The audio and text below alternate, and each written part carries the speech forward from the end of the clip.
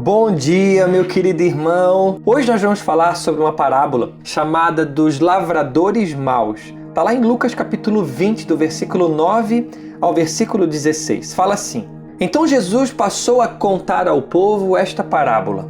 Certo homem plantou uma vinha, arrendou-a a alguns lavradores e ausentou-se por longo tempo. Na época da colheita, ele enviou um servo aos lavradores para que lhe entregasse parte do fruto da vinha. Mas os lavradores o espancaram e o mandaram embora de mãos vazias. Ele mandou um outro servo, mas a esse também espancaram e o trataram de maneira humilhante, mandando-o embora de mãos vazias.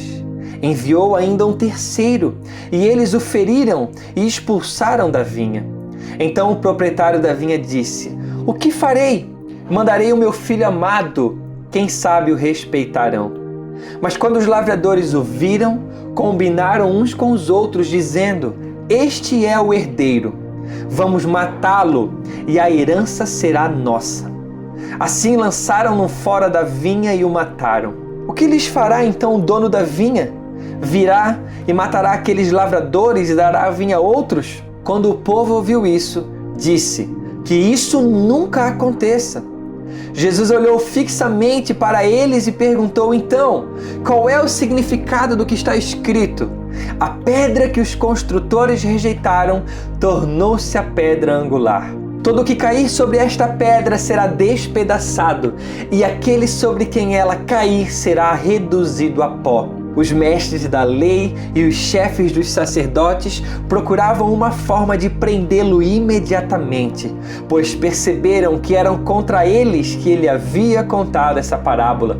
Todavia tinham medo do povo. Pois bem, meu irmão, vimos nessa parábola mais uma vez Jesus falando e sendo indireto ou até mesmo direto aos religiosos.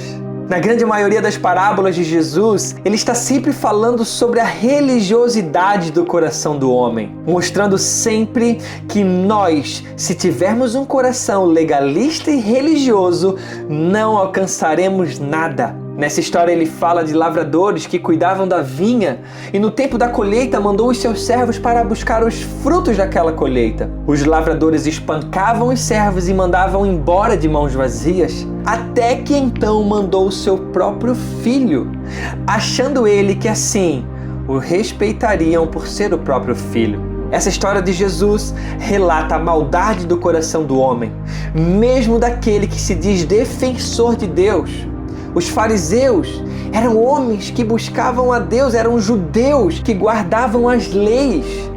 Porém, como narra Jesus, Deus mandou vários servos para corrigir o povo.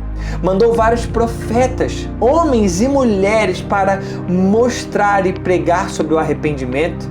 Porém, a maldade e a religiosidade distanciaram os homens de Deus, a ponto de o próprio Filho de Deus vir encarnado e eles estarem cegos para se render. Essa parábola se trata da história de Cristo, da pedra que os judeus rejeitaram. Essa pedra, ela foi rejeitada e ela se tornou o fundamento de todo o cristianismo. E por que se tornou o fundamento? Porque ele estava desde o princípio de tudo com Deus. Os homens não conseguiram entender que era o próprio Deus sobre a terra para trazer salvação aos homens, o perdão, uma nova vida, um recomeço. E assim, ele foi rejeitado, maltrataram, mataram o Salvador, o Messias, o Filho de Deus, aquele que veio com a intenção de nos salvar. A religiosidade, a nossa religiosidade matou o nosso Senhor. E quem matou? Eu e você. Porque nada nos difere daquele que no jardim pecou, nada nos difere daqueles que mataram o Salvador. Porém, como sempre, um plano traçado desde o começo. E não era um plano B, mas sim, como um plano perfeito, ele foi morto. Mas a morte não podia prendê-lo, pois isso estava no plano. Afinal, ele não pecou. Ele foi perfeito, vencendo assim a morte, nos justificou, nos mostrou que podemos estar com Ele na glória. Isso deve servir de alerta para nós. Vivemos em uma sociedade onde o ser humano é o seu próprio Deus e que acredita que Deus é apenas o amor e que não punirá a desobediência. Vemos na parábola dos lavradores maus que esse é um grande engano. Deus espera de nós a obediência e a santificação. Quando não lhe entregamos isso, somos comparados a lavradores maus que receberam a vinha e não a valorizaram. Pai, em nome de Jesus, que esse texto, Pai, venha trazer a realidade sobre o coração dos meus irmãos. Todo aquele que tem recebido essa palavra, Pai, que em nome de Jesus consiga olhar para a cruz de Cristo, consiga olhar para esse Salvador que veio, que morreu pelos nossos pecados.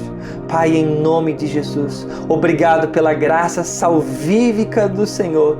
Nós cremos no Senhor, nós cremos que o Senhor está fazendo um milagre, nós cremos plenamente no poder da cruz e do Evangelho. Em nome de Jesus, meu irmão, seja lavado por essa palavra.